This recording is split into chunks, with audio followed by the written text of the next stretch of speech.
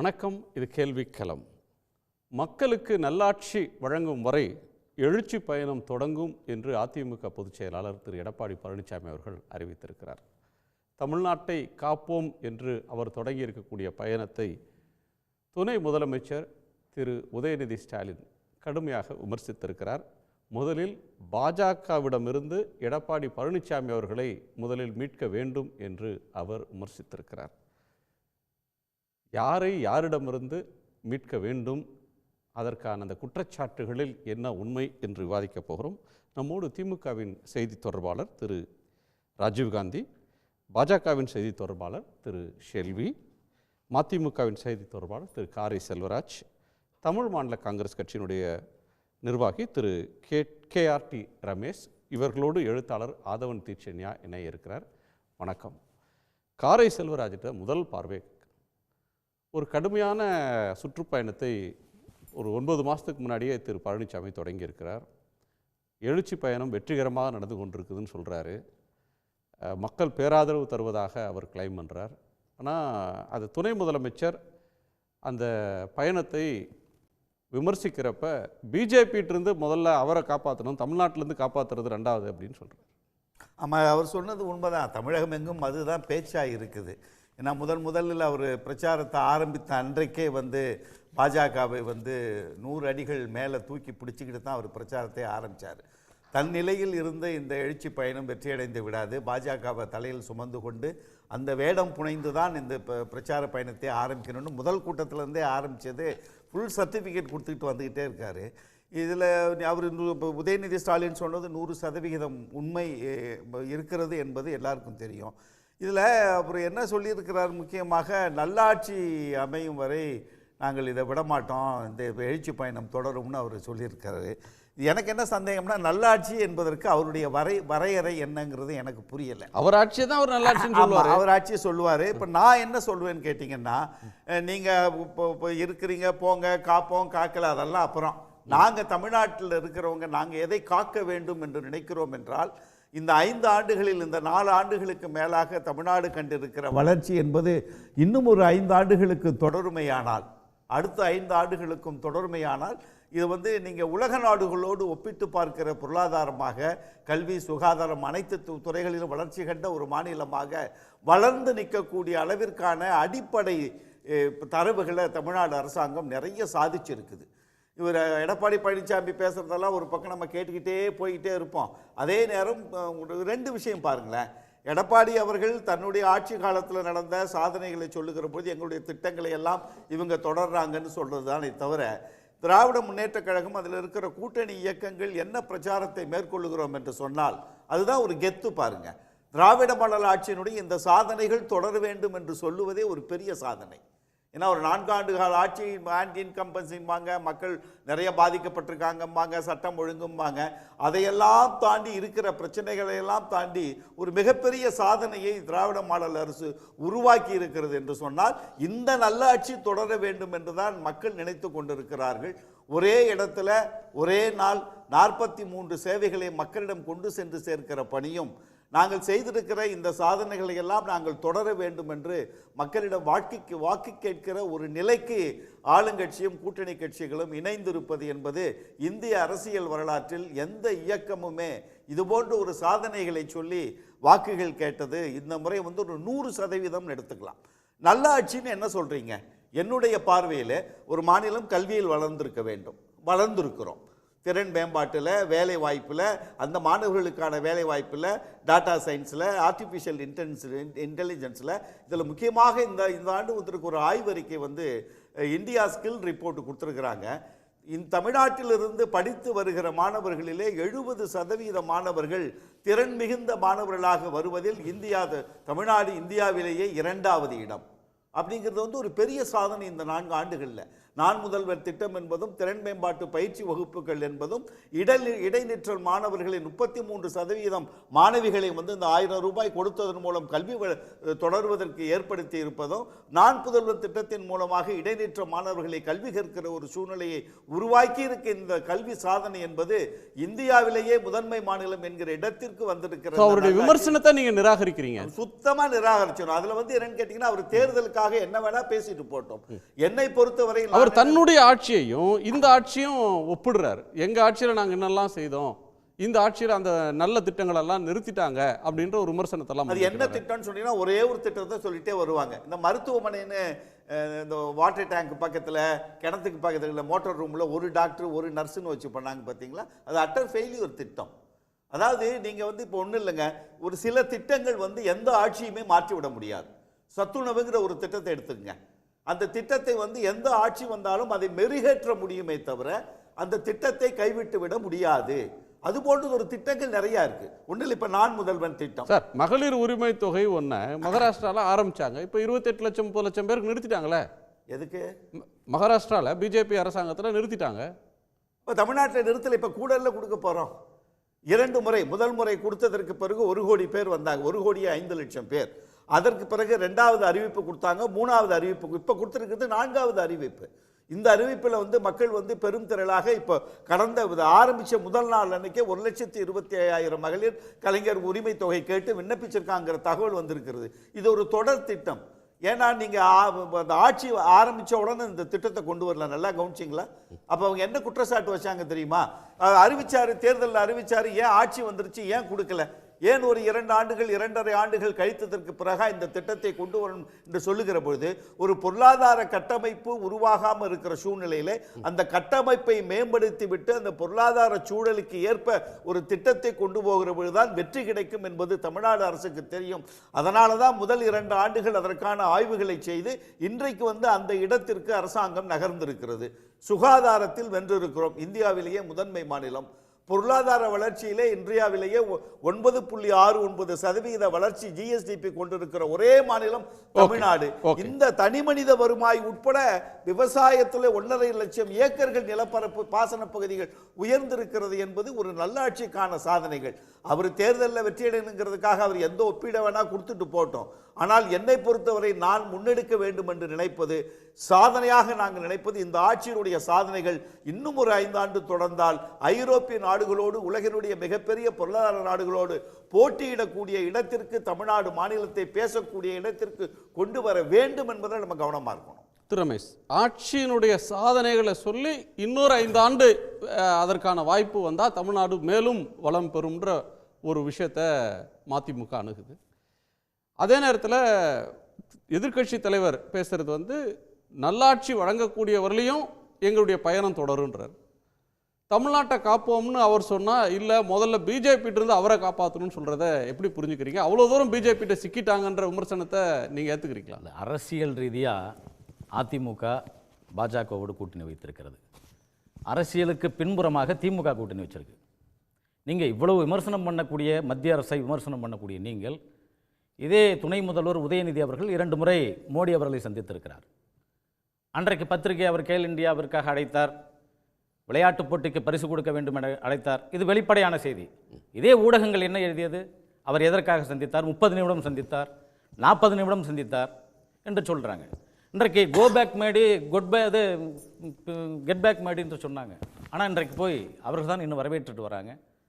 இன்றைக்கு அண்ணன் திருமாவளவன் கூட தேச துரோகத்தினுடைய அரசியலை மத்திய அரசு நடக்கிறது, பாஜக நடத்துகிறது சொல்ற மேடையில் அமர்ந்திருக்கிறார். தொகுதியில் நடக்கிற ஒரு ப்ரோக்ராம் சார், நீங்க தொகுதியாக இருந்தாலும் கூட நீங்க தொகுதி போகக்கூடாதுன்னு சொல்லல. நீங்க அவர் என்ன திரு விசிகால சொல்லிருக்கூடிய விளக்கம் வந்து திரு வன்னி அரசு விளக்கம். அவர் தொகுதியில் இருக்கிற ஒரு நாடாளுமன்ற அரசியலை நாங்க தொடர்வோம். வர்ணாசிரம ஹிந்துத்துவ அரசியலுக்கு எதிரான எங்களுடைய போராட்டத்தில் சமரசம் இல்லை. அரசு விழா, அவருடைய எம்பியா இருக்கக்கூடிய ஒரு தொகுதியில் நடக்கிற ஒரு விழாவில் மரியாதை நிமித்தம் கலந்து கொண்ட ஒன்று. அது தவறு இல்லை சார். அதே கடந்த மாதம் நீங்க திருச்சியில் அவர் ஒரு கூட்டம் நடத்தினார். அந்த ஆடியோவை போட்டு கேளுங்க, அந்த வீடியோவை கேளுங்க. அப்படி அட்டாக் பண்ணார். நீங்க இருக்கு இல்ல அட்டாக் இருக்குனாலும் கூட நீங்க அதை நீங்க தவிர்த்துடணும். நீங்க உங்களுடைய நாடாளுமன்ற தொகுதிக்கு உட்பட்டு வராருன்னு சொன்னா நீங்க உங்களுக்கு எதிர்ப்ப நீங்க அரசியல் ரீதியா பதிவு செய்யுங்க.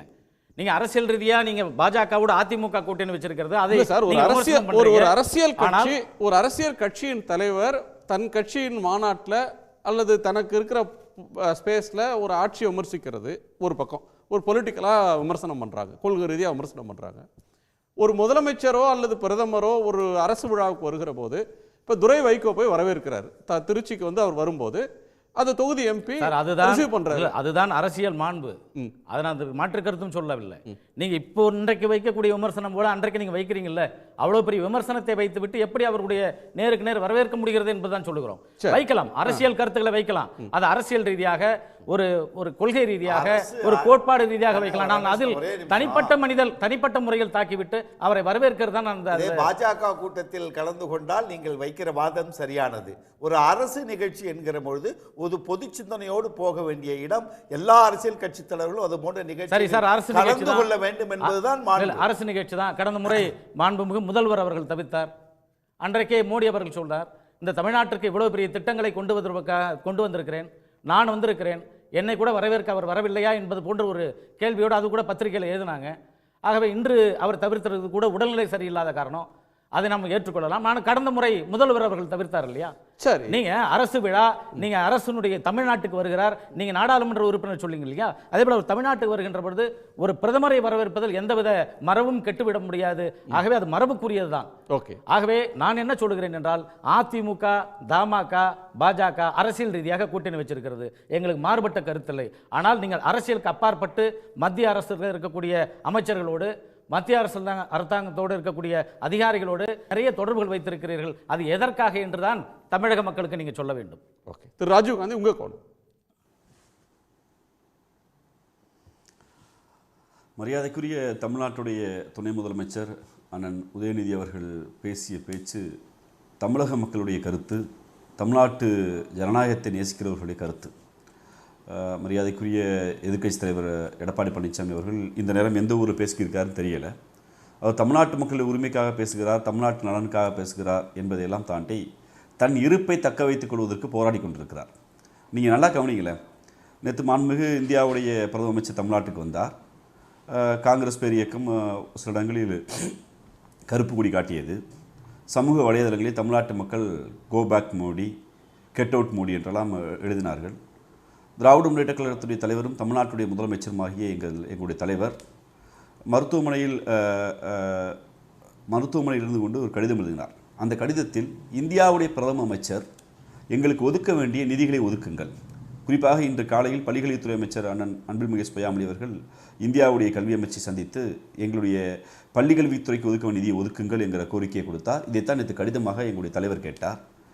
கோவை மற்றும் மதுரைக்கு ஒதுக்க வேண்டிய மெட்ரோ ரயில் திட்டத்துக்கான பணத்தை ஒதுக்கணும்னு கேட்டார். தொடர்ச்சியாக மீனவர்களை இலங்கை இராணுவம் தாக்குதல் நடத்துகிறது, அந்த தாக்குதலை தடுத்து நிறுத்துவதற்கு ஆவணம் செய்யுங்கள் என்று கடிதம் எழுதினோம். மற்றும் சேலம் உற்காலையில் ஒப்படைக்கப்பட்ட நலங்களை மீட்டுருவாக்கம் செய்து சில திட்டங்களை கொண்டு வாருங்கள் என்று கோரிக்கை வைத்தோம். இது கோரிக்கை. தமிழ்நாட்டு நலனில் அக்கறை செலுத்துகிற, தமிழ்நாட்டு நலனில் உண்மையான அக்கறை இருந்திருந்தால் பாஜகவோடு கூட்டணி வைத்திருக்கிறது. அரசியல் என்று சொல்கிற மரியாதைக்குரிய ரமேஷ் அவர்கள் பேசினார்கள், அரசியல் கூட்டணி என்று. நீங்கள் என்ன நிலைப்பாட்டை இப்போ நேற்று எடப்பாடி பழனிசாமி அவர்கள் கோரிக்கை வைத்திருக்க வேண்டும்? ஐயா, நான் பிரச்சாரம் பண்ணி போகிறேன், எல்லா இடத்தையும் பிரச்சாரம் பண்ணும்போது திமுக வந்து எதிராக பேசுகிறேன், அப்போ சில கோரிக்கைகள் வருது.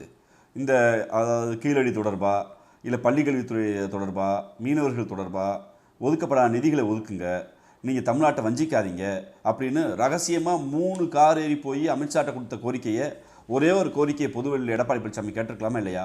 அதுக்கு மாற என்ன கோரிக்கை வச்சார்? எப்படியாவது இந்த ஓபிஎஸ்ஸை சந்திச்சிடாதீங்க, எப்படியாவது டிடிவி தினகரனை சந்திச்சிடாதீங்க, எப்பாடுபட்டாவது அம்மையார் சசிகலாவை சந்திச்சிடாதீங்க. இப்போ தெரியுதா எது அரசியல் என்று? அதாவது அரசியல் கட்சிகள், தமிழ்நாட்டு ஜனநாயக சக்திகள் கொள்கை ரீதியாக இந்தியாவுடைய பிரதமராக இருக்கிற பாஜகவுடைய தலைவரை எதிர்க்கிறது, பாஜக சித்தாந்தத்தை எதிர்க்கிறது. தமிழ்நாட்டுடைய முதலமைச்சர் கொள்கை ரீதியாக பாஜகவை எதிர்த்தாலும் ஆளுகிற பிரதமர் என்கிற முறையில் கோரிக்கையை நாங்கள் வைக்கிறோம். ஆனால் எடப்பாடி பழனிசாமி என்ன பண்ணார்? தன் உட்கட்சி பிரச்சனையை எப்படியாவது தீர்ப்பதற்கு எனக்கு அப்பாயின்மெண்ட் கொடுங்க சாமி, ஆனால் ஓபிஎஸ்க்கு கொடுத்தாதீங்க சாமி, இதுதான் அவர் அரசியல். அப்போ தான் எங்களுடைய அண்ணன் மரியாதைக்குரிய துணை முதலமைச்சர் சொன்னார், எடப்பாடி பழனிசாமியை பாஜக கடந்து காப்பாற்றணும். ஏன்னா எடப்பாடி பழனிசாமி கூட்டணி இல்லாத காலத்தில் ஐயா நாங்கள் தாங்க உங்களுக்கு அட்ரஸு, நீங்கள் என்ன பாடுபட்டாலும் எங்களை எவ்வளவு அவமானப்படுத்தினாலும் நாங்கள் உங்கள் கூட இருப்போம் என்று தன்னுடைய வெள்ளை வெட்டியை கூட காவி வெட்டியாக மாற்றி பாஜகவுடைய இன்னொரு கிளையாகவே மரியாதைக்குரிய ஓபிஎஸ் செயல்பட்டார். இன்றைக்கி அவர் நிலைமை என்னாச்சு? ஓபிஎஸ்ங்கிற கட்சியை பாஜக கூட வச்சுக்கணுமா? டிடிவி தினகரன் அந்த கூட்டத்தில் இருக்காரா? சசிகலா இருக்காங்களா? நீங்கள் பக்கத்து மாநிலத்தை நம்ம அசாமையோ இல்லை அருணாச்சல பிரதேசத்தையோ மகாராஷ்டிராவையோ இல்லை ஒரிசாவையோ பஞ்சாபையோ இல்லை கர்நாடகாவையோ ஒப்பிட்டுக்க வேணாம். தமிழ்நாட்டில் பாஜகவோடு கூட்டணி வைத்திருந்த கடந்த காலத்தில் கூட்டணி வைக்கிறோம் என்று பறைசாற்றி கொண்ட டிடிவி நிலைமை என்னாச்சு? சசிகலா நிலைமை என்னாச்சு? முதலில் பாஜக என்ன சொல்றாரு, நாங்க என்டிஏல இருக்கிறோம், நாங்க இருக்கிற இடத்துக்கு தான் எடப்பாடி வந்து சேர்ந்திருக்கிறாரு அப்படிங்கிறாரு. நீங்க சொல்றது ஓபிஎஸ்க்கு வேண்டுமானா பொருத்தலாம், பிரைம் மினிஸ்டர் பாக்குறது பாக்கியம், அந்த பாக்கியத்தை கேட்டாரு, அந்த பாக்கியம் அவருக்கு கிடைக்கல, வரவேற்கிற வாய்ப்பு அவருக்கு கிடைக்கல. ஓபிஎஸ் முன்னாள் முதலமைச்சர், ஓபிஎஸ் முன்னாள் துணை முதலமைச்சர், ஓபிஎஸ் கடந்த தேர்தலில் தனிச்சின்னம் பெற்றாலும் பாஜகவோடு பாராளுமன்ற தேர்தலில் எடப்பாடி கூட்டணி வைக்கவில்லை, எடப்பாடி துரோகம் செய்து விட்டார் என்று மரியாதைக்குரிய அண்ணாமலை அவர்கள் தெரு தெருவாய் அவரை எடப்பாடிக்கு எதிராக பிரச்சாரம் செஞ்சால் கூட நான் இருக்கேன் சாமி, நீங்கள் கவலைப்படாதீங்க, உங்கள் மண்டலத்தில் இருக்க ஒருத்தர் எடப்பாடி தான் உங்களை ஏமாற்றிட்டாரு, அது உங்கள் சொந்த பிரச்சனை, ஆனால் நான் உங்களை ராமநாதபுரத்தில் பாதுகாப்புன்னு அவருக்காக விதி விதியாக ஓட்டு கேட்ட ஓபிஎஸ்க்கு நிலைமைனா அதைத்தான் நாங்கள் சொல்கிறோம். ஐயா எடப்பாடி ஐயா, உங்களுக்கு இந்த நிலைமை தான், நீங்கள் அரசியலாக அந்நியப்பட்டுவிடக்கூடாது, திராவிட இயக்கத்துக்கு திராவிட முன்னேற்ற கழகத்திற்கும் அதிமுகவுக்கும் போட்டி இருக்க வேண்டும் என்று விரும்புகிறவர்கள் நாங்கள் அது தெளிவாக இருக்கோம். அப்போ இந்த துரோகத்தை அவர்கள் செய்வார்கள் என்கிற விழிப்புணர்வை ஒரு பக்கம் எங்களுடைய துணை முதலமைச்சர் சொல்லியிருக்கிறார். இன்னொன்று, கொள்கை ரீதியாக தமிழ்நாட்டை பாதுகாப்போம் என்று எடப்பாடி பேசுவதற்கு என்ன தார்மீக உரிமை இருக்குதுன்னு தெரியல. இன்னைக்கு இந்தியாவில் செல்வராஜன் அழகா சொன்னாங்க, இந்தியாவில் இன்னைக்கு நேற்று இரவு ஒரு பட்டியல் வந்திருக்கிறது, வறுமை கோட்டுக்கு கீழே இருந்து உணவு பற்றாக்குறையால் பாதிக்கப்படுகிற குழந்தைகள், சரியான ஊட்டச்சத்து கிடைக்காத மாநில குழந்தைகளில் இந்தியாவில் முதல் மாநிலமாக, ஊட்டச்சத்து கிடைக்காத உணவு சரியான சரிவிகித உணவு கிடைக்காத அந்த பட்டியலில் முதல் இடத்துல உத்தரப்பிரதேசம் இருக்குது. ராமருக்கு கோயில் கட்டுனீங்க, பாலம் கட்டுனீங்க, விமானம் கட்டுனீங்க, சோத்தை போட்டீங்களா? ரேஷன் கடை திறந்தீங்களா? உங்கள் ஊரில் தானே இன்னைக்கு வறுமை தோய்ந்த குழந்தைகள் அதிகமாக இருக்காங்க. ரெண்டாவது இடத்துல பீகார் இருக்கு. அந்த இடத்தில் எந்த தமிழ்நாடு மோடி நிதி கொடுக்க முடியாது சொன்னாரோ, எந்த பாஜக எங்களை பார்த்து வெறுப்புன்னு சொல்லுவீங்களோ, அந்த தமிழ்நாடு தான் முத்துவேல் கருணாநிதி ஸ்டாலின்ங்கிற அன்பு முதலமைச்சர், மதச்சார்பற்ற முற்போக்கு கூட்டணியுடைய முதலமைச்சர், இந்தியா கூட்டணி முதலமைச்சர் தான் ஆளுகிற தமிழ்நாடு தான். உங்கள் நிதியே வராட்டா கூட எங்கள் தமிழ்நாடு வறுமை ஒழித்த மாநிலங்களில் முதலிடத்தில் இருக்கிறது. இதுதான் வித்தியாசம். நாங்கள் மக்களுடன் இருக்கிறோம், எங்கள் மொழியை பாதுகாக்கிறோம், எங்களுடைய குழந்தைகளை பாதுகாக்கிறோம், எங்களுடைய மக்களை பாதுகாக்கிறோம். எங்களுடைய ராஜீவ்காந்தி சொல்லுங்க, இந்த விவாதத்தினுடைய ஒரு கோர் பாயிண்ட் வந்து பிஜேபி என்கிற ஒரு அரசியல் கட்சியோடு அதிமுக என்கிற ஒரு அரசியல் கட்சி கூட்டணி சேர்ந்திருக்கு. இப்போ தமாக அந்த கூட்டணியில் இருக்கு, ஐஜேக்கு அந்த கூட்டணியில் இருக்கு. ஒரு அரசியல் கட்சியும் இன்னொரு அரசியல் கட்சியும் கூட்டு சேர்றது அப்படின்றது புதிதல்ல. ஆனால் நீங்கள் திமுக தரப்பில் இதுவரை அதை ஒரு அரசியல் கூட்டணியாகவே அங்கீகரிக்க மறுக்கிறதும், ஒரு நிர்பந்தத்தின் பேரில் பிஜேபியிடம் போய் அதிமுக சரணாகதி அடைஞ்சிருச்சு, அவங்கள எப்படியாவது மீட்கணும் அப்படின்னு பேசுறதும் ஏன்? அது ஒரு பொலிட்டிக்கல் ஃபோர்ஸா, ஒரு பொலிட்டிக்கல் அலையன்ஸா ஏன் பார்க்க மறுக்கிறீங்க?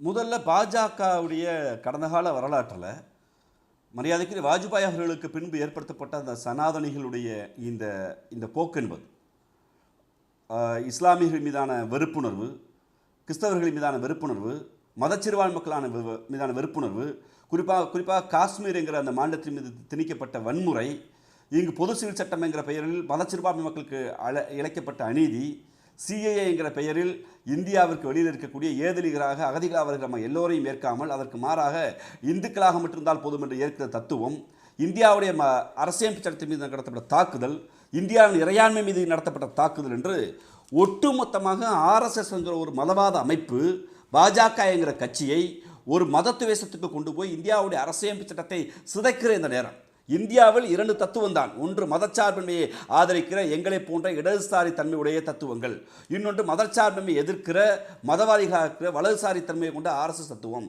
அப்படி ஒரு நிலைப்பாடு இருக்கிற போது தமிழ்நாடு எங்கள் நிலம் எல்லையால் சீலிடப்படவில்லை ஒழிய இந்த மக்கள், தமிழ்நாட்டில் வாழ்கிற மக்கள் யாதும் ஊரே யாவரும் கேளீர் என்றும் ஒன்றே குலம் ஒருவனே தேவன் என்றும் தந்தை பெரியார், பேரறிஞர் அண்ணா, தலைவர் கலைஞர் அவர்களால் பண்படுத்தப்பட்டு சிங்காரவேலர், எங்களுடைய பெருந்தலைவர் காமராஜர் போன்ற அரசியல் பண்பாளர்களால் வளர்க்கப்பட்ட இந்த மண் என்பது தொடர்ச்சியாக ஒரு மதச்சார்பின்மையை, ஒரு ஜனநாயக விரோதத்தை பாசிசத்தை எதிர்க்கிற மண். அந்த இடத்துல வந்து கடந்த காலத்தில் செல்வி ஜெயலலிதா எதற்காக மன்னிப்பு கேட்டாரோ, கடந்த காலத்தில் அதிமுக எதற்காக பாஜகவோட கூட்டணி என்று சொன்னதோ, அந்த காரணத்தை மீண்டும் மறுதுருவாக்கம் செய்து இதே எடப்பாடி பழனிசாமி அவர்கள் பாராமரியத்தில் என்ன சொன்னார்? நாங்கள் கூட்டணி இருந்தோம், இனிமேல் ஒருபோதும் பாஜகவோட கூட்டணி இல்லை, ஏன்னா அது மதவாத அமைப்பாக இருக்குது, அந்த மதவாத அமைப்பு இந்தியாவுடைய அரசியல் சட்டத்தை காவு வாங்குவது பேசினார் எடப்பாடி பழனிசாமி. அப்படி தத்துவ நிலைப்பாடோடு தான் நாங்கள் முயற்சிக்கிறோம். நீ அரசியல் கூட்டணி ஒரு சீட்டு 2 சீட்டு கூட்டணி கணக்கு அல்ல. அதற்கு மாறாக ஒட்டுமொத்த ஜனநாயக சக்திகளும் பாஜகவை ஒரு மத விரோத அமைப்பென்று தமிழ்நாடு மக்கள் நம்புகிற போது, ஒரு மத துவேசத்தை செய்கிற பாஜகவோடு என் கட்சியை காப்பாற்றினா போதும், என் பதவியை காப்பாற்றினா போதும், அந்த ரெட்டல சின்னத்தை நாங்கள் மீட்டா போதும், எங்கள் எதிரியான ஓபிஎஸ்ஐயும் டிடிவியையும் சசிகலாவையும் இன்னொரு அண்ணன் மரியாதைக்குரிய அதாவது கோயம்புத்தூர் அண்ணன் இருக்காரு, அவர் பேர் அண்ணன் பழனிசாமி, அவர் அண்ணன் இருக்காரு, இவங்களை எதிர்த்தா போதுங்கிற இந்த நிலைப்பாடோடு எடப்பாடி எடுக்கிற முடிவு தான் சிக்கல். அப்ப உங்க ஒரு திராவிட இயக்கத்தை கொண்டு போய் திராவிட இயக்கத்துக்கு எதிராக திராவிட இயக்கத்தை கருவறுப்பம் என்று சொல்ற ஒரு தமிழர் விரோத போக்கோடு நீங்க கொண்டு போய் சேர்க்க. அதாவது ஒரு பிரச்சாரத்தை, ஒரு பொய்யை மீண்டும் மீண்டும் சொல்வதில் திமுகவை தவிர வேறு எந்த கட்சிக்கும் அந்த நிலைப்பாடு கிடையாது. தேவை என்றால் அதே பாரதிய ஜனதாவோடு கூட்டணி வைத்துக் கொள்வார்கள். அன்னைக்கு அத்வானி தீவிரவாதி, வாஜ்பாய் மிதவாதி. இன்றைக்கு அமித்ஷா அவர்களை எந்த கோணத்தில் பார்க்கிறீர்களோ அதே கோணத்தில் தான் அன்றைக்கு அத்வானி அவர்கள் இருந்தால். இதில் என்ற மாற்று கருத்து? அன்றைக்கு கலைஞர் அவர்கள் என்ன சொன்னார்? இன்றைக்கு தேசத்திலே ஒரு நிலையான ஆட்சி வேண்டும், ஆகவே வாஜ்பாய் மிதவாதி, நான் பொது செயல் திட்டத்தை குறைந்தபட்சம் போட்டுக் கொள்கிறேன், ஆகவே நான் பாஜகவை இங்கே அழைக்கிறேன். ரத்தன கம்பளம் போட்டு அழைத்தது யாருங்க? தமிழ்நாட்டில் அழைத்தது கட்சியில மூப்பனார் அவர்கள் வாழ்ந்த கடைசி மூச்சு வரையிலும் அவர் காங்கிரஸ்காரரா இறந்தாரு. அவர் வந்து பிஜேபியை வந்து மதவாத சக்திகளாகத்தான் பார்த்தார், அதாவது மதச்சார்பற்ற சக்தின்னு பார்க்கல. வாஜ்பாய் மிதவாதி அப்படின்லாம் அவர் பார்க்கல. அவர் அப்படித்தான் அவர் வந்து ஒரு செக்யூலரா பார்க்கல, அவர் வந்து ஒரு வகுப்பாத கட்சின்னு பார்த்தார். பட் அதுக்கு அடுத்து ஜி.கே. வாசன் அப்படி பார்க்கல. அதை தான் சொல்றேன். அவர் வந்து அன்றைக்கு பாஜக கால் ஊன்ற முடியாத அளவுக்கு தடுத்தார். நீங்க அதுக்கப்புறம் திராவிட கட்சிகள் தானே இங்க சிவப்பு கம்பளம் போட்டு அழிச்சிட்டு வந்தீங்க. மூப்பனார் அழைச்சிட்டு வந்தார். மூப்பனாருடைய மறைவுக்கு பிறகு இன்றைக்கு இருக்கக்கூடிய திராவிட கட்சிகள் ஏற்றுக்கொண்ட பிறகு ஜி.கே. வாசன் நிலைப்பாட்டில் மாறுகிறார். அவ்வளவுதான். திராவிட கட்சிகள் ஏற்றுக்கொண்டதுனால தமாக போய் கூட்டணி போயிட்டாங்க. சார், அங்கே இருக்கக்கூடிய காங்கிரசினுடைய நிலைப்பாடு சரியில்லை, அவர் வெளியில வராரு. இன்றைக்கு நீங்க திராவிட இயக்கங்கள் அன்றைக்கு இருக்கக்கூடிய பாஜகவை இங்கே சிவப்பு கம்பளம் போட்டு வரைக்கின்ற பொழுது இங்கே மக்களுடைய நலத்திட்டங்கள், மக்கள் சார்ந்த திட்டங்களை இன்றைக்கு மத்தியில் ஆளுகின்ற பாஜக செய்கின்ற பொழுது ஏற்றுக்கொள்வதில் என்ன தவறு? ஓகே, செல்வி நீங்க பேசுறீங்களா? அவருடைய கருத்தை கேட்டுடலாமா? கேட்டலாம். ராஜீவ் ஒரே குறுக்கீடு குணான ஒரே குறுக்கீடு. அண்ணன் ரமேசன் பேசுகிற போது சொன்னார் இது என்ன நிலைப்பாடுன்னு. அண்ணன் ரமேசனுக்கு தெரிஞ்சுட்டு நினைக்கிறேன், கடந்த காலங்களில் ஐயா மரியாதைக்குரிய ஐயா மூப்பனார் அவர்கள் எப்போதுமே ஒரு இனவாதத்துக்கு எதிராக இருந்தார், அவர் பாஜகவுக்கு எதிராக இருந்தார். ஆனால் ஒன்று அவர் வரலாற்று அரசியலில் ஒன்று தெரிஞ்சுக்கணும்னு ஆசைப்படுறேன். இல்லை நான் அண்ணன் வயசில் சின்னவங்க தானே, ஆனால் கொள்கை ரீதியாக அவங்களுக்கு சொல்ல ஆசைப்பட்றேன். பெருமரியாதைக்கு தலைவர் கலைஞர் அவர்கள் பாஜக ஆதரித்த காலத்தில் இந்தி என்கிற அந்த 3 மொழியை நீ ஏற்றுக்கிட்டால் தான் பணம் கொடுப்போன்னு எந்த எஜுகேஷன் மினிஸ்டர் சொல்லலை. தலைவர் கலைஞர் அவர்கள் பாஜக ஆதரித்த காலத்தில் நாங்கள் காஷ்மீருடைய உரிமையில் கை வைப்போம்னு பாஜக சொல்லலை. தலைவர் கலைஞர் அவர்கள் பாஜகவை ஆதரித்த காலத்தில் சிஏஏ என்று நாங்கள் வந்து இஸ்லாமியர்களுக்கு குடியுரிமை கொடுக்க மாட்டேன்னு சொல்லலை. தலைவர் கலைஞர் அவர்கள் பாஜக ஆரம்பித்த காலத்தில் இங்கே வந்து அரசியல் சட்டத்திற்கு கூட சோசியலிசத்தை, மதச்சார்பின்மையை நாங்கள் எதிர்ப்போம் சொல்லலை. ஆனால் இன்னைக்கு நரேந்திர மோடி அமித்ஷாவும் சொல்கிற போது இப்போதும் உங்களுக்கு ஐயா ஜி.கே. மூப்பனார் ஞாபகம் இல்லை என்றால் உங்களுடைய அரசியல் நிலைப்பாடை நீங்கள் தான் கேள்வி கேட்டுக்கொள்ள வேண்டும். சிறுபான்மை மக்களுக்கு தொடர்ந்து நாங்கள் குரல் கொடுத்துக்கிட்டு வருகிறோம். அவர்களுக்கு எந்த அநீதி இழைக்கப்பட்டாலும் அதை தொடர்ந்து எதிர்ப்போம். அதை நாங்கள் தெளிவாக இருக்கிறோம். கடந்த முறை டிபேட்டில் கூட சொன்னாங்க, ஒவ்வொரு இயக்கத்தின் தலைவரும் அவர்களுக்கு கீழே இருக்கக்கூடிய சிறுபான்மை மக்களை காப்பாற்றுவதற்கு அந்த தலைவர்களுக்கான தகுதி இருக்கிறது.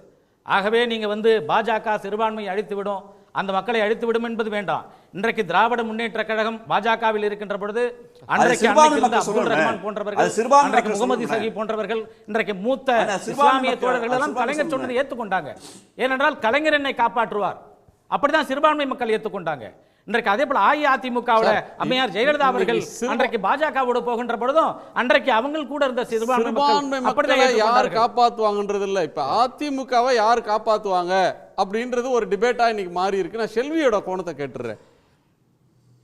பிஜேபியோட பிடியிலிருந்து எடப்பாடி பழனிசாமி அவர்களை மீட்கணும்னா அவ்வளவு தூரம் அவங்க பிடி இறுகி இருக்கா? அன்பு பிடிங்க, அன்பு பிடி இருக்க தான் செய்யும்.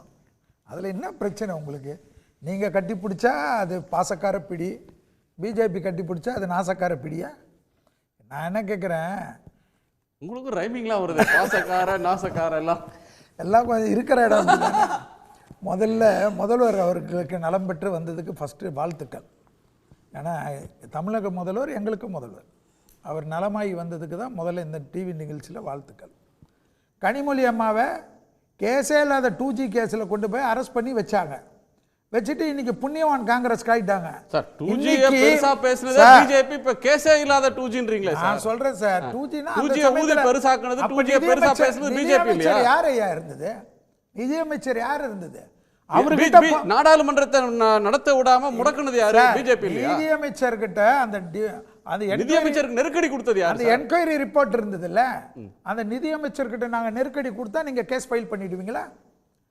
இப்போ சட்டத்தில் என்ன வருது, கோர்ட்ல என்ன சொல்றாங்க, அதுல எந்த எவிடன்ஸும் இல்லைன்றாங்க. அப்போ இதை வந்து நிதியமைச்சருக்கு தெரியாது. அப்போ நான் கேட்கறதுக்கு என்னன்னா, இதே காங்கிரஸ்காரங்க கலைஞர் டிவியில் மேலே ரைடு விட்டுட்டு கீழே கூட்டணி வச்சாங்க. இன்னைக்கு நடிகர் விஜய் உடைய மாநாட்டுக்கு ராகுல் வருவாரா இல்லையான்னு ஒரு டிபேட் இன்னைக்கு நடக்குது. உங்கள் கூட்டணியில் தானே இருக்கிறாங்க. அதே காங்கிரஸ்காரர்கள் செய்தால் அது மட்டும் எப்படி வந்து எந்த விதத்தில் சூப்பர்னு சொல்லுவீங்க? இன்னைக்கு இந்த டிபேட் நடந்திருக்குதா இல்லையா? செய்தி வந்திருக்குதா இல்லையா? இந்த டிபேட் இல்லையா, அது யாரோ வந்து ஊகத்துல பேசுறது. எங்கயாவது காங்கிரஸ் தலைவர்கள் சார், தமிழ்நாட்டுடைய காங்கிரஸ் தலைவர், எப்படி சார் பிஜேபிக்கு மட்டும் எது பேசினாலும் நெருப்பு இல்லாத புகையாது. ஊகத்தை பேசவே இல்லையா சார்? நீங்க கூட்டணி சேர்ந்த பிறகு இருங்க, நான் என்ன சொல்றேன், ஒரு செகண்ட் சார், ராஜீவ் காந்தி இல்ல அது எப்படி நான் பேசுறது? அவர் இவ்வளவு நேரம் பேசிட்டாரு, பட்டிமன்ற மாதிரி பேசினாரு, நான் உள்ளே வரலையே. அது எப்படி? அது மத்தவங்க பேசுறது மட்டும் அது எகிரி குதிக்கிறது. அப்ப நான் பேசவே விட மாட்டேன் யாரையும். நான் என்ன சொல்றேன், அப்படியெல்லாம் இல்ல. நான் என்ன கேட்கறேன், நீங்க பேசுறீங்க, திருப்பி கூட உங்களுக்கு வாய்ப்பு கொடுத்தாங்க, பேசுறீங்க ராஜீவ் காந்தி சார், அது பண்பு. நான் என் நேரத்துல பேசுறேன். சரி செல்வி, நீ பாயிண்ட்க்கு வாங்க. நீங்க பிஜேபியின் பிடியில் சார் அதிமுக சிக்கி விட்டது தொடர்ச்சியா சொல்லிட்டு இருக்காங்க சார். பிஜேபி எல்லா இடத்துலயும் அன்பு பிடி தான் சார். எங்க பிடியில வந்துட்டவங்க யாரும் போக முடியாது சார். இது உலகத்தினுடைய தத்துவம். 2021 உங்க பிடியில இருந்தவரு பார்லிமென்ட் எலெக்ஷன் அப்ப திமிரி வந்துட்டாரே சார். ஆமா சார், திமிரி வந்து போனாரு. ஏதோ மைனாரிட்டி ஓட்டெல்லாம் ஃபுல்லா வரும்னு நினைச்சாரு. அப்புறமா தெரிஞ்சது அவருக்கு. சோ இது வந்து மாய வேலை, நமக்கு நல்லது நடக்கணும்னா பாரதிய ஜனதா கட்சி இருந்தாதான் நடக்கும்ன்றாரு. சோ வந்திருக்கிறோம். ஏதோ ஒரு கெடுதல் நடந்திருக்கு, நல்லது நடக்கணும்னா பிஜேபியோட போகணும்னா அதுக்கு நடுவில் ஏதோ நடந்திருக்கு. அதாவது இப்ப நீங்க யூகத்தின் படியில் பேசுறீங்க, இது டிபேட்டா வச்சுப்பீங்க. ஆனா நான் சொன்னா மட்டும் அது யூகத்தின் படியிலன்னுவீங்க. நாங்க என்ன பண்ண முடியும்? ஏன்னா நம்ம ஆளுங்களுக்கு வேணும்னா யூகத்தின் பிடியில டிபேட்டே பண்ணலாம். ஓகே, செல்வி சொன்னா மட்டும் அது யூகத்தின் பிடி. நான் என்ன சொல்றது, பாசக்கார பிடியில வந்திருக்காங்க. மோடின்ற ஒரு தலைவர் முன்னாடி உலகமே பாச வலையில் இருக்கு. உலகமே, ஆமா, அதுல என்ன டவுட் உங்களுக்கு? அது நடந்து தானே இருக்கு. நீங்க பாட்டு எது பேசினாலும் நாங்க பாட்டு எங்களுடைய டெவலப்மெண்ட்ன்றது உலகத்துல போயின்னு தான் இருக்குது. இன்னைக்கு வந்து எல்லா ஊர்களையும் எல்லா விஷயத்திலையும் நான் வந்து இப்போ டெவலப்மெண்ட் பட்டிமன்றம் பேசுறதுக்கு இங்க வரல, என்கிட்ட நிறைய வச்சுட்டு இருக்கிறேன். பேசணும்னா 1 மணி நேரம் எனக்கு கொடுக்கணும். நான் என்ன எங்க டிபேட் என்ன, துணை முதல்வர் பேசியிருக்காரு சார். 2 point sir. எதிர்க்கட்சி தலைவர் தமிழ்நாட்டை திமுக இருந்து காப்பாற்றணும், நல்ல ஆட்சி தமிழ்நாட்டில் ஏற்படுத்துறவர்களும் என்னுடைய பயணம் தொடரும்ன்றாரு. திரு காரை செல்வராஜ் என்ன சொல்றாரு, நல்ல ஆட்சின்றதுக்கு என்னங்க இலக்கணம், இப்ப இருக்கிற ஆட்சி தாங்க நல்ல ஆட்சி, இது இன்னும் 5 வருஷம் தொடர்ந்தா தமிழ்நாடு இன்னும் வளரும்ன்றார் அவர். இல்ல இன்னொரு கோணம், அவர் இப்போ ஒரு கூட்டணியில் இருக்காரு, அந்த கூட்டணியில இருந்து அது நல்லா இருக்கு நல்ல ஆட்சின்னு அவர் சொன்னா தானே நாளைக்கு எலெக்ஷனு. நாங்க என்ன சொல்றோம், நல்ல ஆட்சி இல்லை, சட்ட ஒழுங்கு கொட்டு போயிருக்குன்றோம், தினமும் ஒரு படுகொலை நடக்குதுன்றோம், ஒரு பிரச்சனை. நான் என்ன கேட்குறேன், மக்கள் எஜமானர்கள் நாங்கள் என்ன சொல்கிறோம், மீண்டும் வந்து ஸ்டாலின் ஐயா வந்து முதலமைச்சர் ஆகக்கூடாதுன்னு நான் எப்படி சொல்ல முடியும்? மக்கள் ஓட்டு போட போகிறாங்க, ஓட்டு போடுறதுல அவர் தான் திருப்பி வந்தாருன்னா நாங்கள் ஏற்றுக்கின்னு போகிறோம். இப்போ எலெக்ஷன் நடக்க போகுது, நீங்கள் கூட என்ன பண்ணீங்க, நாங்கள் வந்து ஜெயிக்கவே பாரதிய ஜனதா கட்சி 3வது முறையாக வரவே வராதுன்னு சொன்னீங்க. இப்போ நாங்கள் மக்கள் தீர்ப்பு நாங்கள் வந்திருக்கிறோம். ஸோ அதுபோல் நாளைக்கு வந்து மக்கள் தீர்ப்பில் அவர் வந்தாருன்னா நாங்கள் ஏற்றுட்டு போகிறோம். இப்போதைக்கு வந்து தமிழ்நாட்டில் வந்து மக்களுக்கு பிடிக்காத ஒரு அரசு நடக்குதுன்னு நாங்க பிரச்சாரம் வைக்கிறோம்.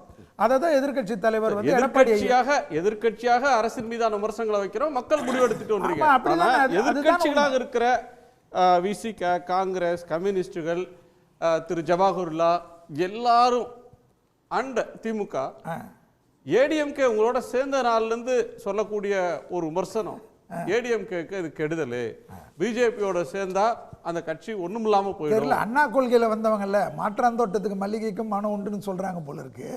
நான் என்ன கேட்குறேன், ஒரு செய்தி மட்டும் நான் சொல்லிடுறேன். நிறைய தகவல்களை சொல்லிக்கிட்டே வந்தாங்க.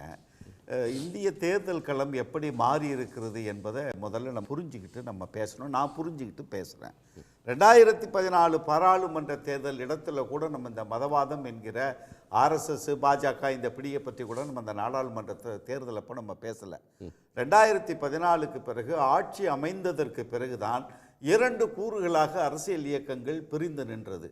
ஒன்று பாஜகவுடைய மதவாதத்திற்கு எதிரான அரசியல் சமூக சிந்தனை கொண்ட இயக்கங்கள். இந்த 2 பிரிவு தான் இன்றைக்கு தேர்தல் களத்தில் இந்தியாவிலே முதல் முறை கொள்கை ரீதியாக பிரிந்திருக்கிற 2 தேர்தல் களங்கள்.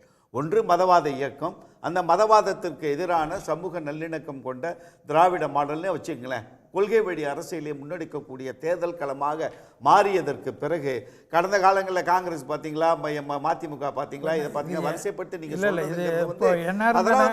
ரொம்ப பழைய செய்தி. அதாவது இப்ப இருக்கிற தேர்தல் களம் உங்களுக்கு என்ன சொல்லி கொண்டு இருக்கிறது என்பதையே சரியாது முறையா இது சொல்லுங்க சார். அதாவது யூபியில் ஜெயிக்கிறோம், அங்க முஸ்லீம்ஸ் இல்லையா, மகாராஷ்டிராவில் ஜெயிக்கிறோம், முஸ்லீம்ஸ் இல்லையா, அயோத்தியில கேக்குறேங்க, தோத்தது ஏத்துக்கிறேங்க. நான் என்ன கேட்கிறேன், அந்த அயோத்தியில தோத்தாலும் மற்ற ஊர்ல முஸ்லீம்ஸ் இருக்கிற ஊர்ல எல்லாம் யார் ஜெயிச்சது? எங்களுக்கு ஓட்டு போடலையா? மைனாரிட்டி இருக்கக்கூடிய கேரளால வந்திருக்கிறோம் சார், கிறிஸ்டின் இருக்கக்கூடிய ஊர்ல ஒரு எம்பி நாங்க வந்திருக்கிறோம். என்ன இருக்குது அது இப்பதான் சார் 2 எம்பி 84ல இன்னைக்கு 3 தடவை ரூலிங்க. அதை சொன்னா ஏத்துக்க மாட்டேன்றீங்க. 40 வருஷத்துல வந்துட்டோம் சார், 3 தடவை, கிட்டத்தட்ட 11 வருஷம் 12 வருஷம் ஏற்கனவே ஆட்சியில் வந்துட்டோம். இப்போ இன்னும் 5 வருஷம் எங்களுக்கு கொடுத்துருக்காங்க. நான் என்ன கேட்குறேன், கட்சி ஆரம்பித்தேன் 40 வருஷம், 41வது வருஷம் தான் இது. 84லாம் கணக்கு கரெக்டாக போட்டுக்குங்க. நான் என்ன கேட்குறேன், எல்லாத்துலேயும் உணர்ச்சி வசப்பட்டு பேசினா எப்படி? நாங்கள் என்ன கேட்குறோம், மைனாரிட்டிக்கு இவங்க தான் சொப்பனன்னு தமிழ்நாட்டில் இருக்கிறீங்க, கரெக்டு. அதை உடைக்கக்கூடிய காலகட்டம், உடைக்கக்கூடிய கூட்டணி 2026 உண்டு எங்களுக்கு. எங்கள் தலைவர்கள் அதனால தான் இங்கே வந்திருக்கிறாங்க எல்லாரும். ஃபர்ஸ்ட் இப்போ ஏடிஎம்கே கூட்டணி வச்சிருக்கோம். துணை முதலமைச்சருடைய விமர்சனத்தை நீங்கள் எப்படி பார்க்குறீங்க சார்? அவர் அரசியல் பண்ணுறாரு சார். அவர் திராவிட முன்னேற்ற கழகத்தில் இருக்கக்கூடிய ஒரு துணை முதலமைச்சர், ஆட்சியில் இருக்கிறாரு.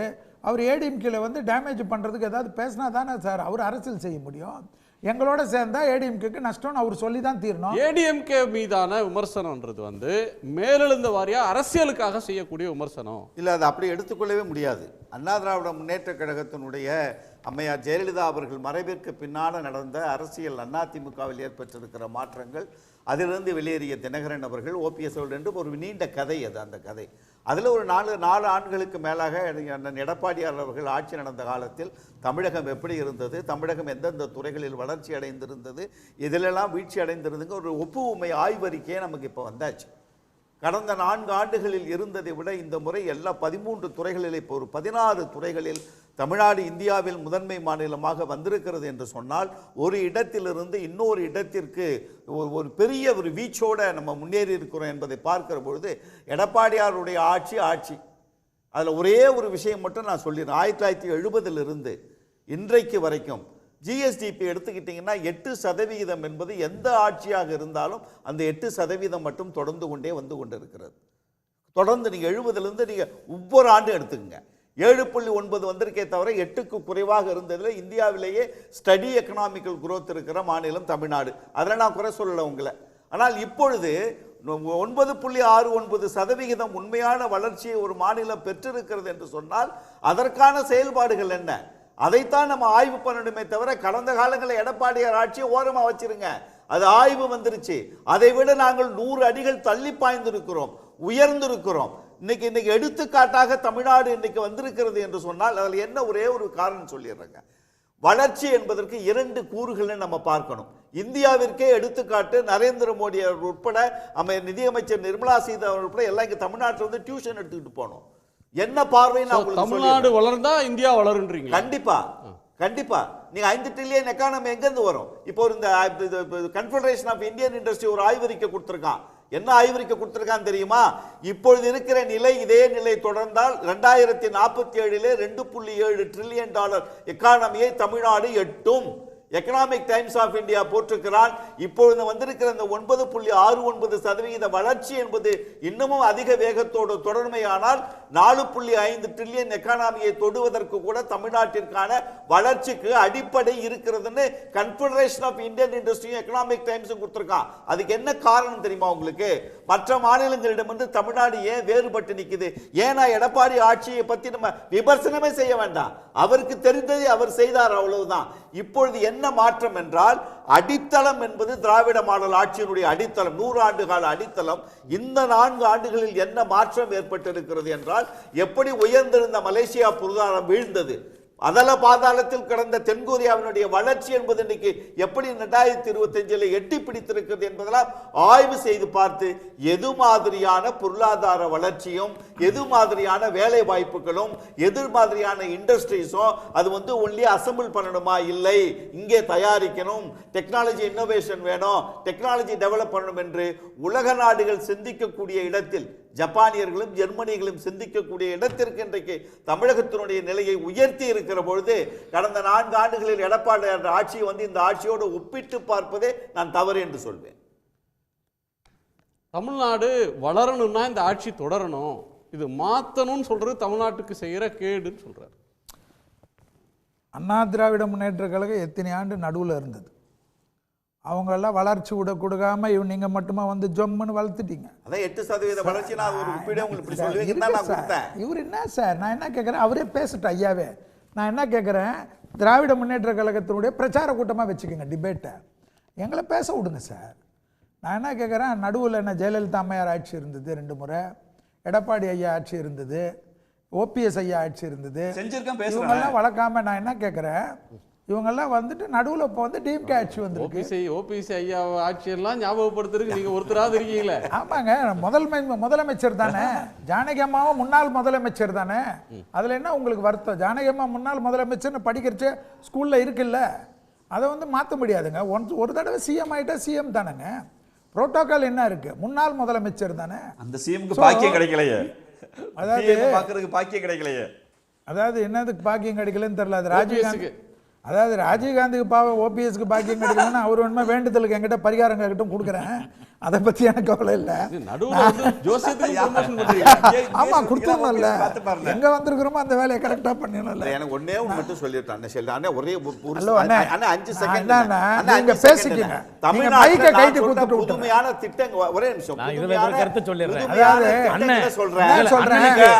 ஜெயலலிதா ஆட்சி காலத்துல, எடப்பாடியார் ஆட்சி காலத்துல, ஓபிஎஸ் ஆட்சி காலத்துல இந்தியாவே வந்து வியக்குகிற அளவிற்கான புதிய சிந்தனையை கல்வி, சுகாதாரம், விவசாயம், இந்தியாவுடைய தமிழகத்துடைய கட்டமைப்பு செஞ்சாங்கன்னு சொல்லுங்க. டேட்டா இவருக்கு தமிழ்நாட்டினுடைய நிதியமைச்சருக்கே தெரியாது போல இருக்கு, அவ்வளவு பெரிய டேட்டா கொடுத்துருக்கு. இல்ல நான் என்ன கேட்குறேன், தமிழ்நாடு வந்து கொஞ்சம் நம்ம வந்து வளரலன்னு யாராவது நாங்கள் சொன்னோமா? தமிழ்நாடு வந்து பிரைம் மினிஸ்டர் வந்து எல்லாத்துலேயும் வந்து எங்களுடைய மத்திய மந்திரியே ஒருத்தர் சொல்லியிருக்காரு தமிழ்நாடுடைய வளர்ச்சி பற்றி. மிஸ்டர் பங்கஜ் டெப்டி ஏன் சார், அதை தான் நாங்கள் தானே சொல்லிட்டு இருக்கிறோம். இப்போ நாங்கள் என்ன ஏதாவது வந்து தமிழ்நாடு இல்லை, தமிழ்நாடு பின்னோக்கி போயிருக்கு நான் சொன்னோம். நான் என்ன கேட்குறேன், தமிழ்நாடு வந்து சுதந்திரம் பெற்றதுலேருந்து வளர்ந்துன்னு இருக்குது சார், அது சித்தாந்தம் வேறு, அதில் நான் இருக்கிறதுனால பெருமை. நான் என்ன கேட்குறேன், பாரதிய ஜனதா கட்சி இருக்கனால இப்ப நாங்க ஆட்சிக்கு வந்தோம், பிஜேபி பணமே கொடுக்காம தமிழ்நாடு வளர்ந்திருக்கு. சரி, பிஜேபி பணமே கொடுக்காம கல்விக்கு மற்றதுக்கு பணம் கொடுத்தீங்கன்னா நீங்க வெறும் டாஸ்மாக் வச்சே வளர்ந்துட்டீங்க பாருங்க. நாங்க பணமே கொடுக்காம கல்விக்கே காசு கொடுக்க மாட்டீங்களா சார்? பணமே கொடுக்கலனா நீங்க வந்து உங்களுடைய நிதி வந்து தமிழ்நாடு உதயச்சந்திரன் ஒரு ஐஏஎஸ் அதிகாரி இருக்காரு, அவர் கொடுத்திருக்கிறார் ஸ்டேட்மெண்ட், வேணும்னா தரேன், தமிழ்நாட்டுக்கு எந்த பாக்கியும் கிடையாதுன்னு அவர் தான் கொடுத்திருக்கிறாரு. நான் என்ன கேட்கிறேன், எனக்கு பிரைம் மினிஸ்டர் வரும்போது சிஎம் கொடுத்த லெட்டர் பேசுங்க சார். நான் என்ன கேட்கிறேன், இது வரைக்கும் இருக்கக்கூடிய 1008 ஒண்ணு வந்து பெண்டிங்கா இருக்குதுன்னா நான் என்ன கேட்கிறேன், பெண்டிங்கை மட்டும் பேசுறது ஏன், கொடுத்ததெல்லாம் பேசுறது. நான் என்ன கேட்கிறேன், கொடுத்தது ஏன் பேச மாட்டேன் பாருங்க. எவ்வளவு நாங்க ஒண்ணுமே இல்ல, நாங்க 2 பேரும் வந்து 5 நிமிஷம் கூட பேசல, ஆனா இவங்களே பேசிட்டு இருக்கேன். நான் என்ன கேட்கிறேன், திராவிட நீங்க ஏதாவது இப்ப பேசுனீங்கன்னா நான் என்ன பண்ணுவேன், இது டிபேட்னு பேச மாட்டேன், திமுகவுடைய பிரச்சார மேடைன்னு பேசுவேன். நான் என்ன கேட்குறேன், யூபி இப்போ நாங்கள் காங்கிரஸ் ஆட்சியிலேருந்து மீட்டோம், இன்னைக்கு யூபியுடைய வளர்ச்சி பாருங்க, பீகாருடைய வளர்ச்சி பாருங்க, எல்லா இடத்துலையும் பிஜேபி வந்த பிறகு ஒரு இடத்துல நான் இந்த நாங்குவழி சாதையை கூட நான் என்ன கேட்குறேன், வாஜ்பாய் பீரியடில் தான் நாற்கார் திட்டத்தை கொண்டு வந்த. உடனே சொல்லிடாதீங்க டிஆர் பாலு இருந்தார். ஆனால் அது யார் மூலிமா வந்தது, அது எப்படி கொண்டு வந்தாங்க, அதனுடைய முதல் சூட்சமை யார், பிள்ளையார் சொல்லி போட்டது யார்?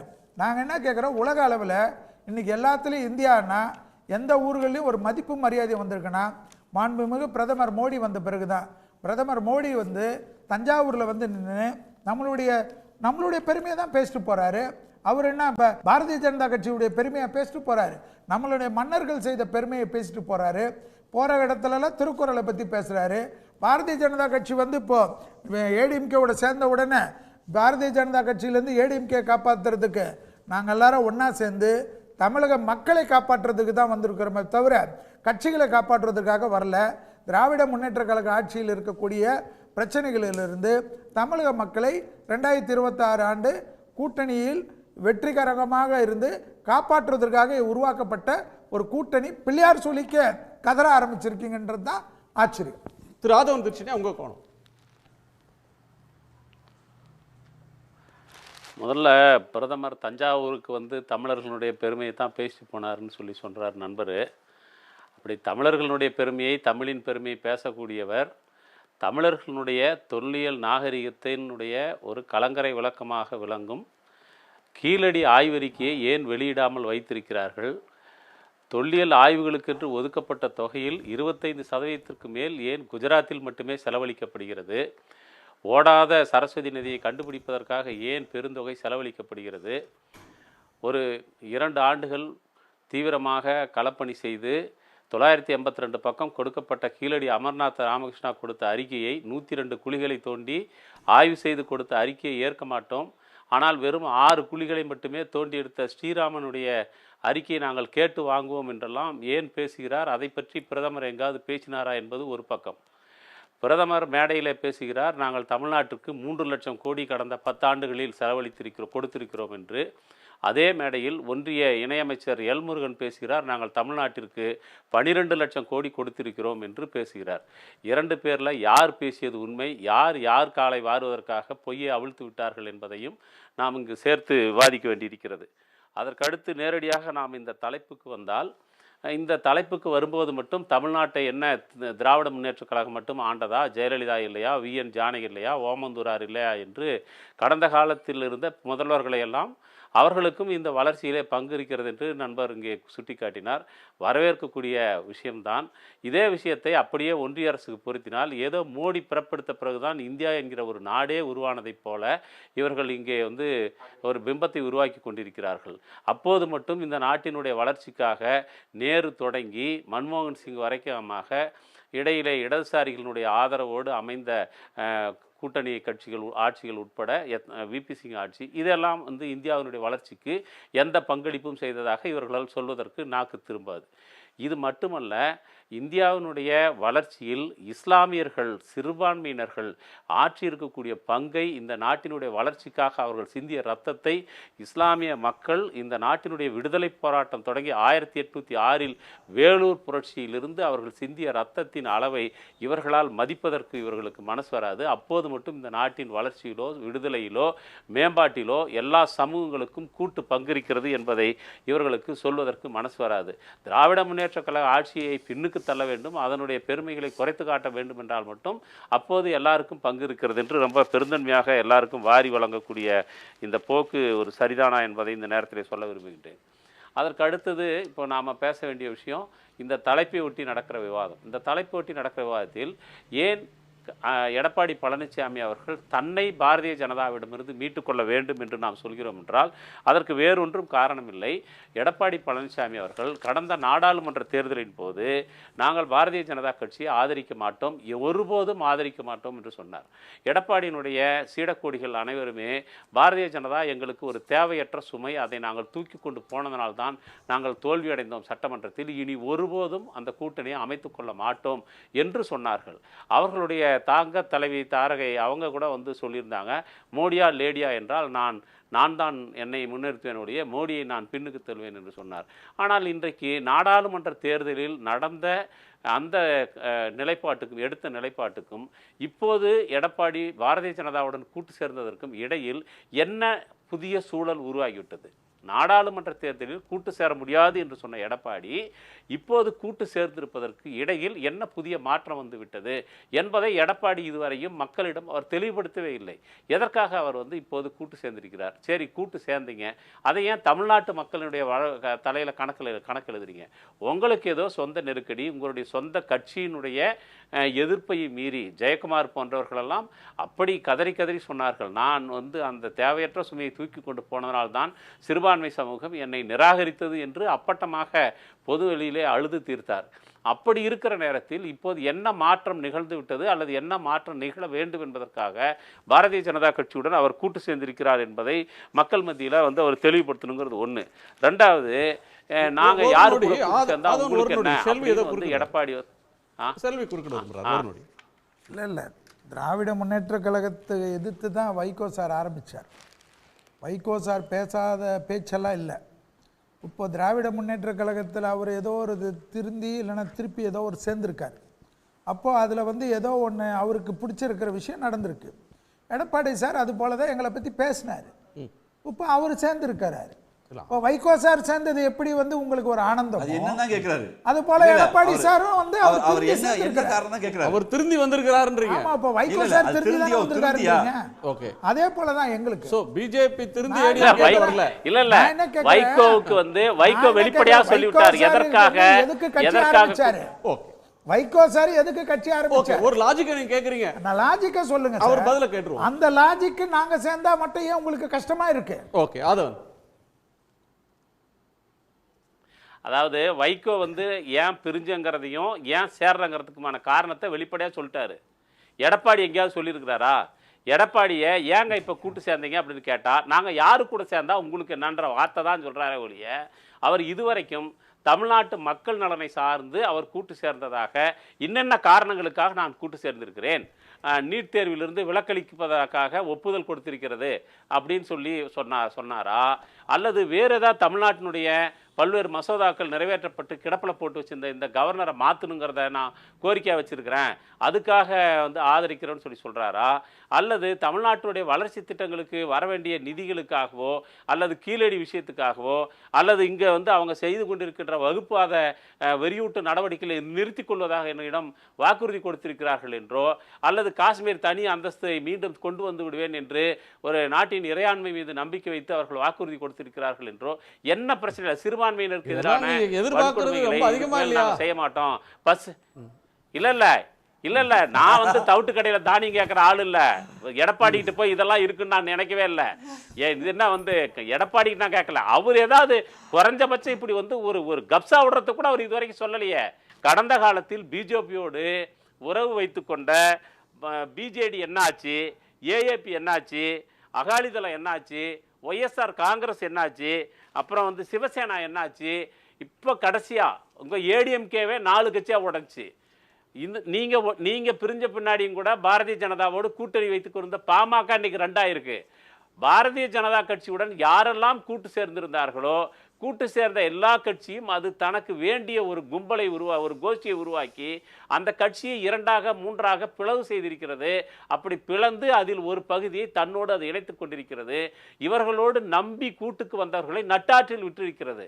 இதுதான் பாரதிய ஜனதாவுடைய கூட்டணி கட்சியாக இருந்த கடந்த காலத்தில் நாடு முழுவதும் இருக்கக்கூடிய அனுபவம். அந்த அனுபவத்தை எடப்பாடி மீண்டும் ஒரு முறை தன் வழியாக நிரூபிக்க வேண்டாம், அவர் பிழைத்து கொள்ளட்டும், தன்னை காப்பாற்றிக் கொள்ளட்டும் என்பதுக்கு தான் நம்ம சொல்கிற மொழிய.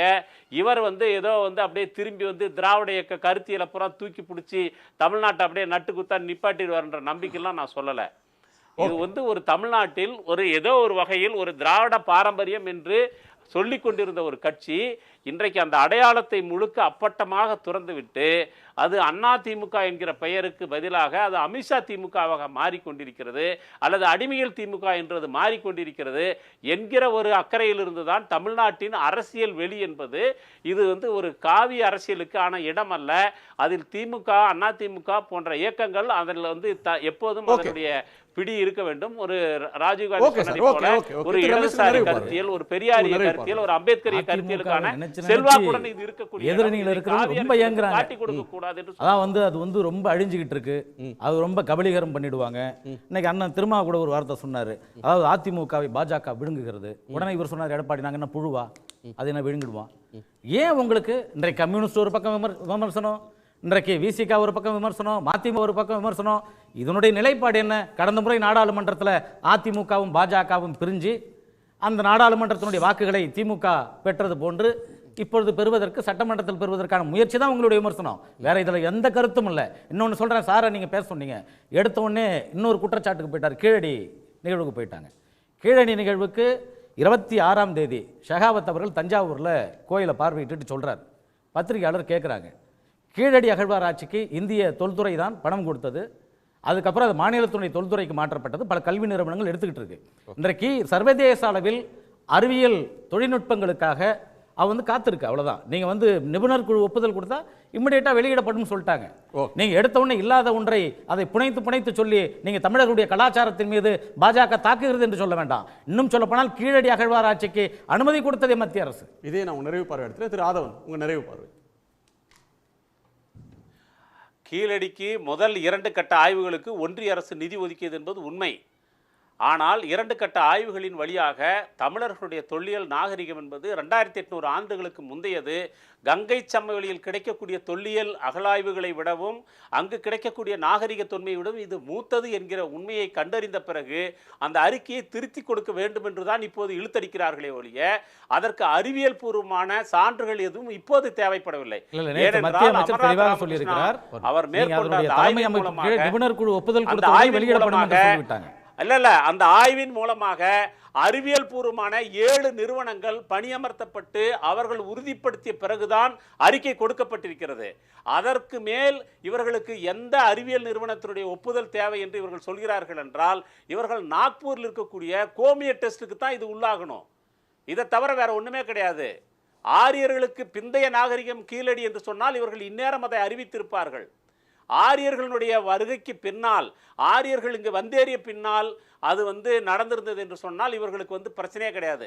ஆனால் ஆரியர்கள் வந்தேறுவதற்கு முன்பாகவே இந்த மண்ணினுடைய மூத்த குடிகளாக ஒரு தொல் திராவிட நாகரிகமாக, தமிழர் நாகரிகமாக இது இருக்கிறது. கீழடி நாகரிகம், வைகைக்கரை நாகரிகம் இருக்கிறது என்பதுதான் அவர்களால் சகித்து கொள்ள முடியாதது.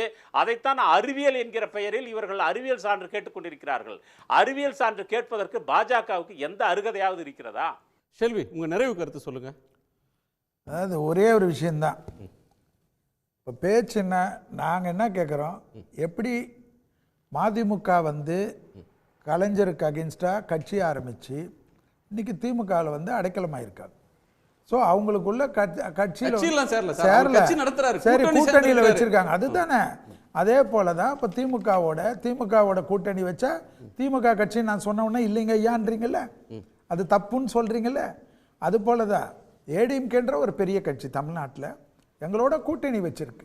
எடப்பாடி ஐயா என்ன சொன்னார், திமுக எதிராக இருக்கக்கூடிய எல்லா கட்சியோட நாங்கள் சேருவோம்னாரு. அதில் தான் ஏடிஎம்கே ஏடிஎம்கேவுடைய கூற்றுப்படி நாங்கள் பாரதிய ஜனதா கட்சி திமுக அகென்ஸ்ட் கட்சி. அதே போல் எடப்பாடி தான் இப்போ இங்கே தன் லீடர் நாங்கள் எங்களுடைய அமித்ஷாஜி சொல்லியிருக்காரு. உடனே அமித்ஷாவுடைய ஏடிஎம்கே அடிமைகளுடைய ஏடிஎம்கேன்னா அப்போ நான் திமுக கூட்டணியில் இருக்கிற எல்லா கட்சியும் திமுகவுடைய அடிமைகள்னு சொன்னா உங்களுக்கு கோவம் வராதா சார்? அண்ணாமலையே எவ்வளவு கடுமையாக விமர்சிச்சிருக்காரு சார். அது விமர்சனன்றது வைகோ சார் பண்ணாத விமர்சனமா அண்ணாமலை சார் பண்ணிட்டாரு. திராவிட முன்னேற்ற கழகத்தை வைகோ சார் பேசாத ஒரு விமர்சனம் இந்த உலகத்துல புஸ்தகத்தில் ஏதாவது காட்ட முடியுமா? காங்கிரஸ்காரர்கள் பேசாத விமர்சனம் திமுக மேல, அல்லது திமுக காரர்கள் காங்கிரஸ்காரர்கள் பேசாத ஒரு விமர்சனம்லாம் ஏதாவது ஒரு அகராதியில் இருக்கா? இல்ல சார், விமர்சனங்கள் அது போலதான் விமர்சனம். நீங்க சொன்னதுக்கு ஆதவன் தீட்சணியா முன்னாடியே பதில் சொன்னார். வைகோ பிரிந்த போது திமுகவோட எனக்கு என்ன முரண்னு சொன்னார். திருப்பி சேரும்போது சோ அவர் சொல்லிட்டாருன்னா அது அது ஏற்றுக்கொள்ளலாம் போலாம். அது மாதிரி தான் அவர் வந்து திருப்பி நான் யார் வேணாட சேருவேன் நீங்க ஏன் கேக்குறீங்கன்னு அவர் அதான் சொல்லல. ஒரே கருத்து சொல்லிட்டாரு. ஓகே. என்ன எடப்பாடி என்ன சொன்னாரு, டிஎம்கேக்கு யார் அகைன்ஸ்ட் ஓகே. எந்த கட்சி இருந்தாலும் நான் சேருவேன்றாரு. அது எடப்பாடி ஐயாவுடைய நிலைப்பாடு. அதை எப்படி அதுக்கு தான் அவருக்கு அது என்ன ஆதவ இவர் சார் ஜீத்னா சார் கிட்ட அப்ரூவல் வாங்கி தான் எடப்பாடி சேர்க்கணுமா என்ன? அவருடைய ஒரே கருத்து திராவிட முன்னேற்ற கழகத்துக்கு யாரெல்லாம் அகைன்ஸ்டோ அவங்களோடலாம் நான் சேருவேன்றாரு. சேர்த்து அப்ளிகேஷன் கொடுத்துட்டாரு. அதுல வந்து இனி நிறைய கட்சிகளை சேர்ப்பேன்றாரு. பாரதிய ஜனதா கட்சி நாங்க சேர்ந்திருக்கிறோம். சோ பிஜேபி கிட்ட அப்ளிகேஷன் கொடுத்திருக்காரு. அவ்வளவுதான் மேட்ரு. ஓகே. ராஜீவ் காந்தி இது உண்மைதானே இது? ஓகே சார், இதே நிறைவு கருத்தா எடுத்துக்கிறேன். ராஜீவ் காந்தி. எடப்பாடி பழனிசாமி அவர்கள் எந்த கட்சியோட சேரட்டும், எடப்பாடி பழனிசாமியுடைய கட்சியுடைய பேரை எங்கே வேணால் சேர்க்கட்டும், அதை யாரை பற்றி கவலைப்படுறதில்லை. ஆனால் இதில் முக்கியமானது தமிழ்நாட்டு அரசியலில் ஒன்று இங்கே இருக்கக்கூடிய மதச்சார்பு குறித்து, மொழி உணர்வு குறித்து கடந்த காலத்தில் எடப்பாடிக்கு எதுவும் தெரியலை, இனிமேல் தெரிய போகிறதில்ல. உங்கள் திராவிட இயக்கங்கிற பேரை நீ வச்சுக்கிட்டு இருக்கீங்களா, அதுக்காக தான் தோழர் அமித்ஷாவும் இருக்கக்கூடிய ஜனநாயகத்தை விரும்புகிற அத்தனை பேரும் அண்ணாவின் பேரை எடுத்துகிட்டு அமித்ஷா பேரை வைங்கன்னு சொல்கிறாங்க. அது விமர்சனம். நீங்கள் நீங்கள் புத்தகத்தை படிச்சுட்டு வந்தீங்கன்னா அதெல்லாம் கேட்குறதுலாம் அந்த செல்வினவர்கள் வந்து ரொம்ப ஒரு தர்க்கத்தால் எதிர்கொள்ளாமல் அநாகரிகமாக எதிர்கொள்வது ரொம்ப ஆபத்தாக இருக்குது.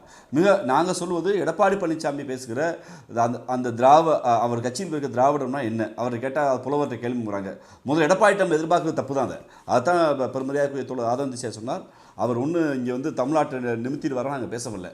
அதற்கு மாறாக குறைஞ்சபட்ச மனச்சாட்சி ஒரு அரசியல் கட்சி என்றால் இதற்காக நாங்கள் கூட்டணி வைக்கிறோம், இந்த கருத்தியலால் இந்த கூட்டணி வைக்கிறோம், இதுதான் மக்கள் தெளிவுபடுத்த தார்மீக எப்படி பாஜக சொல்றாங்க சார்.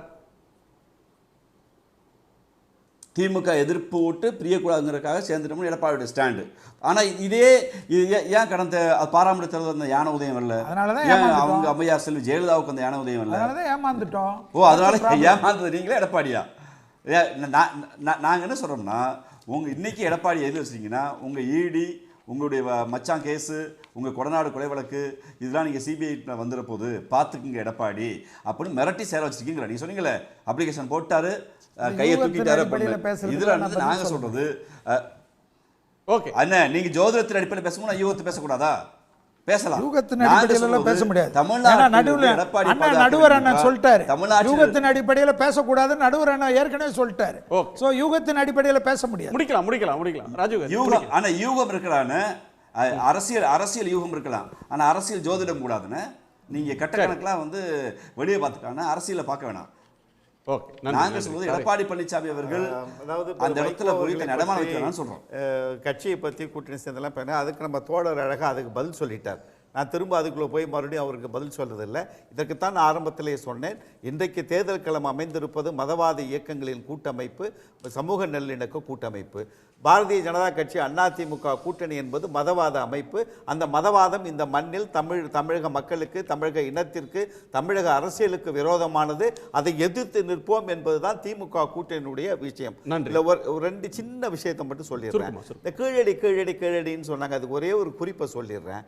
அமர்நாத் ராமகிருஷ்ணன் விஞ்ஞானபூர்வமாக கொடுத்த அறிக்கையை ஏற்றுக்கொள்ள இந்த அரசு 2 நிபுணர் வச்சாங்கன்னாங்கல்ல, அந்த நிபுணர் பேர் ஏதாவது வெளியில் வந்திருக்கா இது வரைக்கும்?